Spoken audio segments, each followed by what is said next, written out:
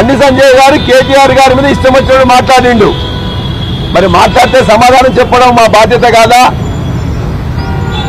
ఆయన మాట్లాడింది ఆ భాషనే మాట్లాడదలుచుకోలే. బండి సంజయ్ ఏదైతే మాట్లాడిండో వాటన్నిటి ఆయన విత్డ్రా చేసుకుంటే మేము కూడా విత్డ్రా చేసుకుంటాం. బండి సంజయ్ ఇవాళ ఖచ్చితంగా బండి సంజయ్ మాటలతోనే ఆయన రెచ్చగొడుతూనే ఆయన యొక్క కార్యకర్తలు వచ్చింది కాబట్టి ముఖ్యంగా ఆయన మీద కేసు నమోదు చేయాలి. సహాయ మంత్రి అయినా ఏదైనా కూడా ఇవాళ ప్రజలకు ఆయన వల్ల ఒరిగేది ఏం లేదు.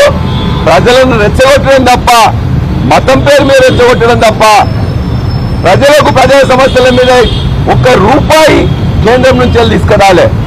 మంత్రి హోదాలో ఒక్క రూపాయి తీసుకురాలే. కానీ ప్రజల మీద ప్రజలతో ఇలా చెలగాటమాడుతున్నాడు. కాబట్టి బండి సంజయ్ మీద కేసు నమోదు చేయాలి. మా కౌశిక్ రెడ్డి గారికి అర్జెంటుగా సెక్యూరిటీ పెంచాలి. మా ఆఫీసుల మీద దాడి చేసిన వాళ్ళందరి మీద కూడా కేసులు పెట్టాలి.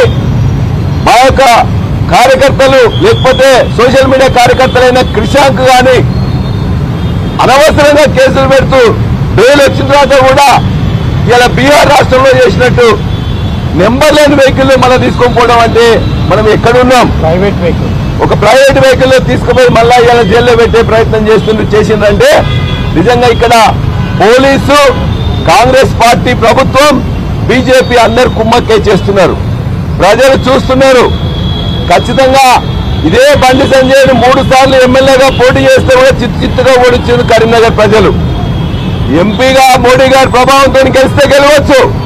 కానీ నీ యొక్క ప్రవర్తన చూస్తే ఇప్పటిదాకా నేను ఎమ్మెల్యేగా ఎన్నుకోలే. మరలా ఇవాళ ఇదే పనులను కొనసాగించినట్లయితే ఇదే బండి సంజయ్ని కరీంనగర్ ప్రజలు మరలా ఎంపీగా కాదు కౌన్సిలర్గా కూడా గెలిపించారు. కాబట్టి ఖచ్చితంగా నేరాన్ని ఉసిగొల్పిన నేరాన్ని చేసిన బండి సంజయ్ మీద తప్పనిసరిగా కేసు పెట్టాలి. అందరినీ కూడా దోషులు ఎవరైతున్నారో వాళ్ళకి శిక్ష పట్టినట్టు కేసులు పెట్టాలని చెప్పేసి మా మీద అన్యాయంగా పెడుతున్న కేసులన్నింటినీ కూడా మీరు పునరాలోచించుకోమని చెప్పి డీజీ గారికి చెప్పినాం. డీజీ గారు మీరు మాకు సహాయం చేయాల్సిన అవసరం లేదు. మీరు మా పక్కన ఉండాల్సిన అవసరం లేదు. ఇవాళ చట్టపరంగా ఏ విధంగా ఉన్నాయో ఆ సెక్షన్లు ఖచ్చితంగా మా మీద ఏది పెడుతున్నారో వాళ్ళ మీద అదే పెట్టండి. అన్యాయంగా చేస్తే మాత్రం మా నాయకులు, కార్యకర్తలు, ప్రజలందరూ కూడా ఏకమై ఖచ్చితంగా దానికి దాడులకు ప్రతిదాడులు చేసే సత్తా ఉన్నది.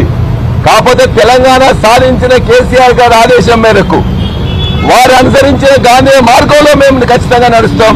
ప్రజలకు మీ యొక్క చర్యలను ఎండగడతాం. ఇటువంటి మాత్రం పునరావృతం అయితే ఖచ్చితంగా బీజేపీ నాయకులను హెచ్చరిస్తున్నాం, కాంగ్రెస్ ప్రభుత్వాన్ని హెచ్చరిస్తున్నాం, డీజీపీ గారిని కోరుతున్నాం. ఖచ్చితంగా వారి మీద చర్యలు తీసుకోండి. మా యొక్క నాయకులకు రక్షణ ఇవ్వమని చెప్పేసి మేము కోరుతున్నాం.